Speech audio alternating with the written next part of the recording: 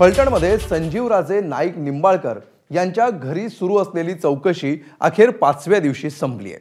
बुधवारपासून आयकर विभागाची ही चौकशी सुरू होती। दरम्यान आयकर विभागाचे अधिकारी निघून गेल्यानंतर कार्यकर्त्यांनी एकच जल्लोष केला। फटाक्यांची आतषबाजी देखील करण्यात आली।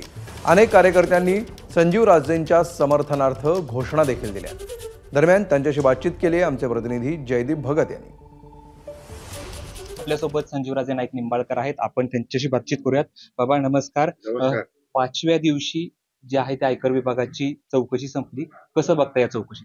नाही, वास्तविक चौकशी ही पहिल्या 2 दिवसातच संपलेली होती। त्याच्यामध्ये त्यांचं जे पेपर वर्क होतं त्यामध्ये बराचसा वेळ त्या ठिकाणी गेला आणि त्यामुळे त्यांना 5 दिवस लागले।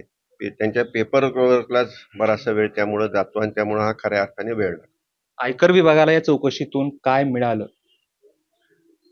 आयकर विभागाला ह्या चौकशीतून म्हणजे आपण साधारण ऐकून असता की एखाद्या घरामध्ये अशा प्रकारची रेड झाल्यानंतर मोठ्या प्रमाणात त्यामध्ये सोनं नाणं त्या ठिकाणी कॅश सापडते।